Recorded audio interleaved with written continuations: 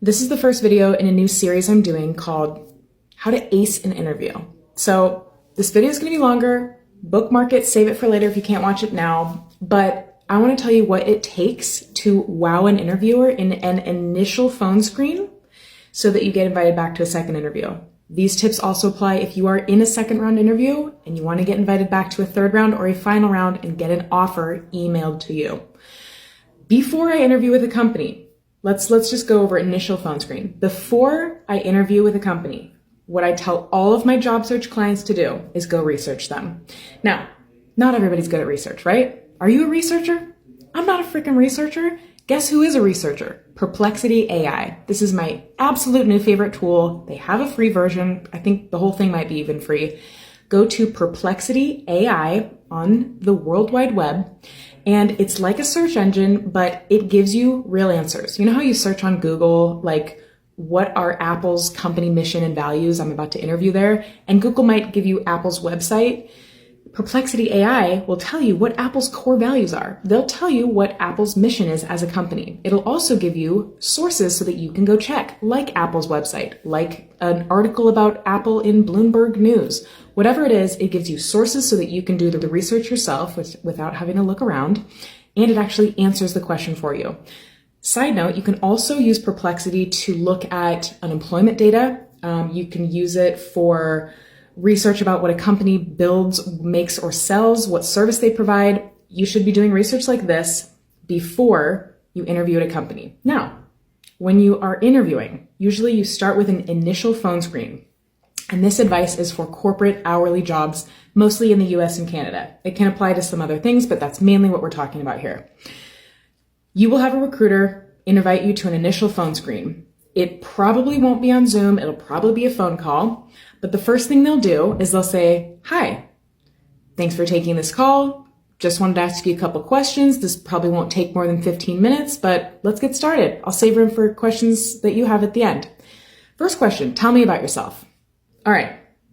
That's if the recruiter does not make small talk at the beginning, which sometimes they don't. If they do, make small talk. That's how you can establish rapport with your interviewer. But you should have done research before you answer the question, tell me about yourself. You should have done research on Google, on Perplexity, on the company's website, on Glassdoor, about what that company's working on, what they sell, what their latest news scandal was, how much money they grossed last quarter, things like this. I want you to carefully weave elements of your research into the answers you're going to give when this recruiter asks you questions in this phone call.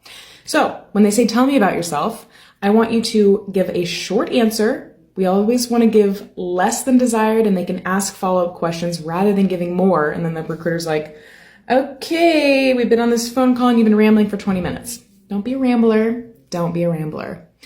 Have a 4-sentence answer just written out. Have it right next to you on a piece of paper. You don't need to read off it, but just practice it a couple times. Tell them one sentence about your past experience. Tell them one sentence about what you're currently working on, and tell them one sentence about what you hope to accomplish in the future or a career goal. Here's an example of what that could sound like.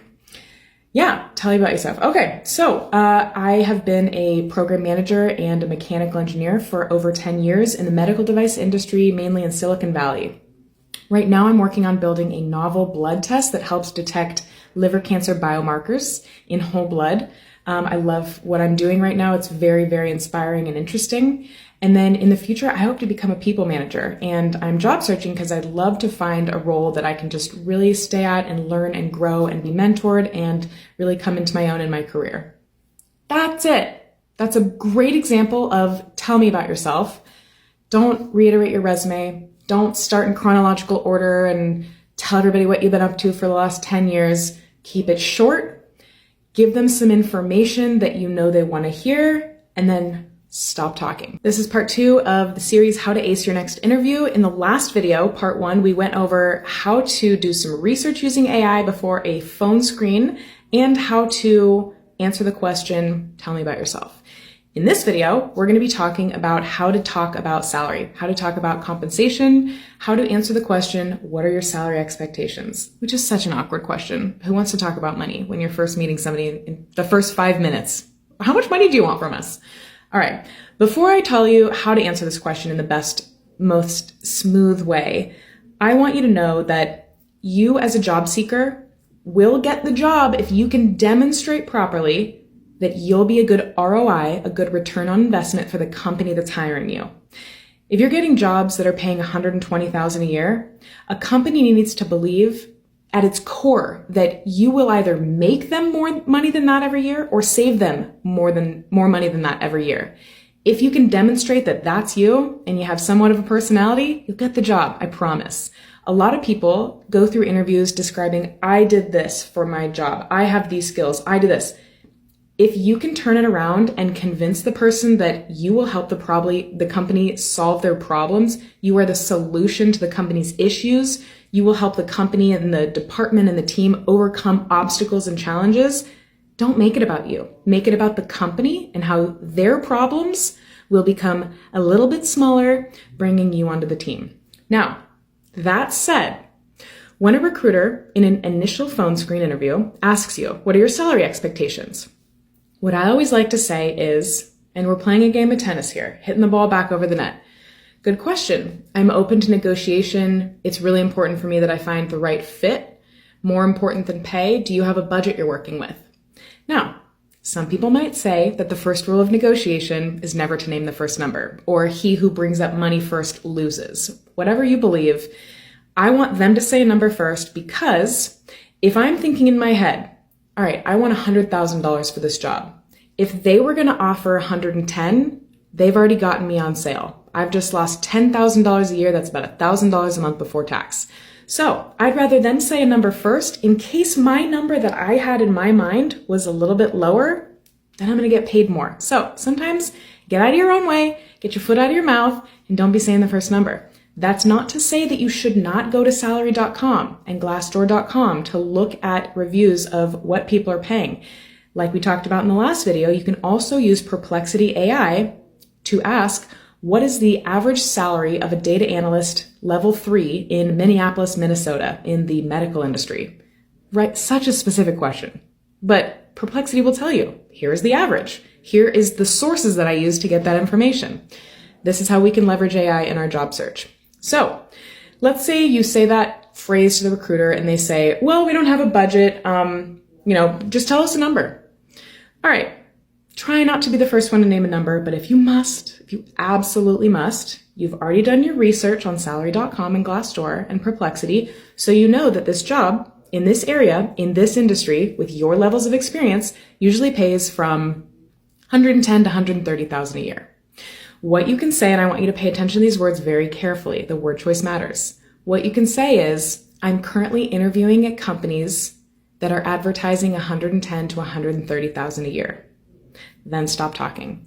Let's talk about the word choices you're using here. I'm currently interviewing at companies. You are subconsciously making the recruiter think that you are a highly sought after hot commodity.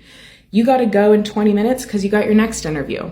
You are top talent. They want you. If somebody else wants you, maybe there will be a bidding war. All right. When you're also saying this, I am interviewing at companies that are offering. Instead of saying, oh, I'm looking for 110 to, you don't want to be searching for something. You want to make the recruiter think that these things are coming to you, not that you're going after these things. It's such a subtle difference, but it matters. Word choice matters, especially in psychology, especially in the psychology of interviewing. This is part 3. Part 1, we went over how to answer the question, tell me about yourself. Part 2, we went over how to answer the question, what are your salary expectations? In this part, we are going to be talking about how to answer the question, tell me how your skills and experience make you a great fit for this role. So this question can come in many different forms, but the answers are all going to be very similar. You need to convince the recruiter or the hiring manager or whoever is interviewing you that you are the best person for the job because you are the one that's going to solve their problems. So how do you know what their problems are? We're going to look at the job description. The job description I think of as a cheat sheet. I think of it as the answers to the test that you are about to take. If the interview is the test, the job description is the answers are hidden in there, and your resume is going to help you link how you can fix their problems. So What I want you to do is scour the job description for like a good hour before an interview. It could be the day before, it could be a couple days before. Try not to do it the hour before. We want you to prepare. So you're going to be looking at the job description. Now, let me show you how to interpret some things. You're going to be reading some bullet points. The candidate must be able to do this. The candidate must be able to help with this.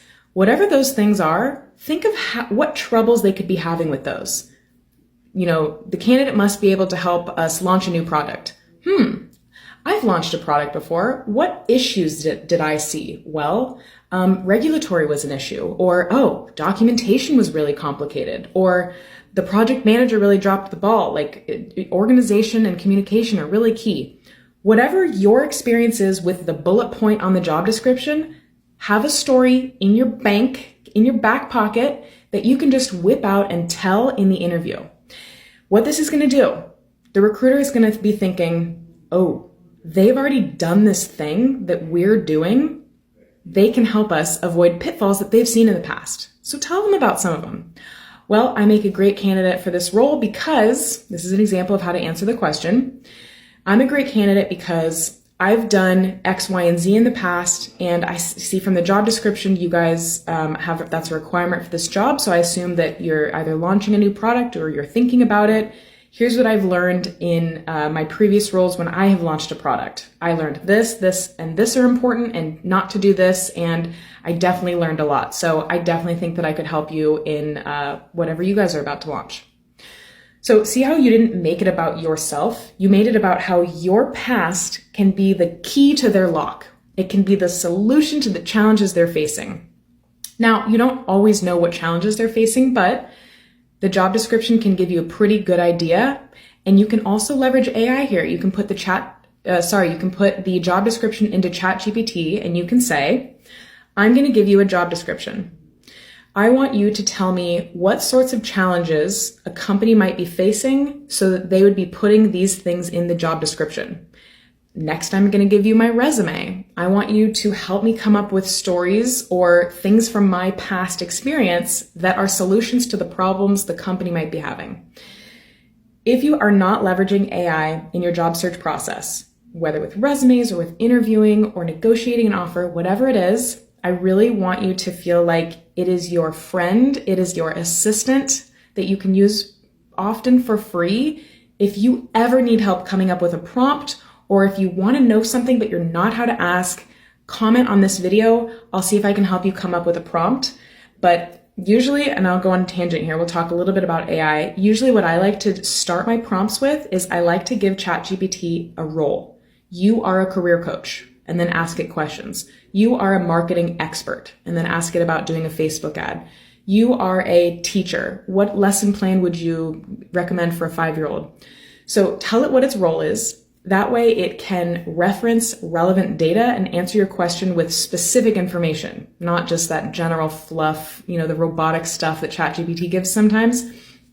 So give it a role, tell it what its task is. Your task is to write me a newsletter for whatever. Make sure you don't include hashtags, give it notes also. Also, if you provided examples, here's an example of what I'm talking about. ChatGPT loves examples. So that's it for this part. We just talked about how to leverage AI and how to answer the question, tell me how your skills and experience make you a good fit for this role. This is the 3rd part in a series, How to Ace Your Next Interview. Make sure you stick around for the 4th part. I'm going to go film it right now. In the last 3 parts, we talked about how to answer the top 3 most common interview questions you might get. Tell me about yourself. What are your salary expectations? And why are you a good fit for this role? Those 3 questions might come in a variety of different flavors. But in this video, I want to tell you what you can do after an initial phone screen to really stand out so that you get selected for the next interview. That's where I'm seeing a lot of my clients are having trouble. I'm a job search coach, and I help people stand out so that they get jobs. In a sea of resumes that look exactly like yours. Resumes are always like a 1 or 2 page, 2-dimensional white sheet of paper with black text on it. Everybody's looks the same. Everybody's pretty much is the same, especially if you get higher and higher in your levels of the roles. Everybody's resume has similar stuff on it. So how can you stand out? If you have just had an initial phone screen with a recruiter and you really want to get invited back to the second interview. Maybe it's like a Zoom interview, or maybe it's an in-person interview with the hiring manager. What you can do is send a thank you. Now, maybe some of you have seen my thoughts on thank you notes. I think it makes some people look desperate, but we are not in an employee's market right now. So employees don't have as much leverage as they usually have in an employer's market, which is what we're in right now. So send a thank you note, but don't just send an ordinary thank you note. I want you to use Loom. Oh, you've never heard of Loom? Loom is my new favorite tool besides Perplexity from part 1, but Loom.com. Check it out. I think they have a free version. I use Loom probably 10 times a day. What it is you record yourself with making a video, and then when you're done, instead of having to download that video as an MP4 file and send it to somebody, it gives you a link that you can send to somebody so they can watch the video. Now, you can use this for a variety of different things, but what I love to use it for is thank you videos after an interview. Because guess how many recruiters have received thank you videos? Probably none. Probably only the people that I'm telling this. I just came up with this idea a couple months ago when I heard of Loom for the first time, and my job search clients are getting invited back to second and third interviews because they are sending Loom thank you videos. And they're giving me feedback saying, the recruiters said they've never received a Loom thank you video before. They said it was so awesome and so amazing and creative that they showed it to a bunch of their coworkers. And I got invited back to another interview. Standing out, there's so many ways that you can stand out in an interview or as an applicant or in a room full of people that are similar to you with similar background and experience and education. This is one way.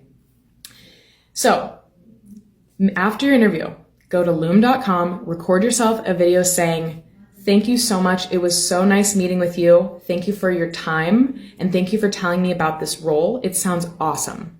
Be super enthusiastic. And then mention something you talked about. I can't wait to hear more about your scuba diving experience. Hopefully the next time we chat. I look forward to hearing back from you about next steps. Then end the video. Usually I like to trim off the last little bit because the last little bit is me finishing speaking and then I'm looking for the stop button. So just Loom gives you the option to trim off the beginning or the end or pause, or it's like such a cool tool. You got to go check it out, explore it a little bit. And then you click the little link button at the top, and on LinkedIn, you're going to send a DM to the recruiter or in an email, whatever method of communication you've been using. And you're going to say, hey, so nice chatting with you just now. I made a little video showing my thanks and gratitude. And then send them the link. I guarantee you this will make you stand out among all the other applicants. Hopefully you are qualified for the job, at least 70% qualified. Hopefully you have done an excellent job in the phone screen, but this will set you apart from the other 40 people they might be doing phone screens for. So give it a shot. Use Loom. This is not an ad. They do not sponsor me. They probably should because I use their tool all day long, but I love this tool. You can do it another way too. You can film yourself. You can save the MP4 file. You can upload it as a landing page using Squarespace or Wix or Kajabi or WordPress, but Loom is just so much faster and it's free. So try it for your next interview afterwards. Let me know if you get any positive feedback. I'd love to hear. This is part 4 in my new series, How to Ace Your Next Interview, and let me know if you guys want a part 5 and I'll keep going.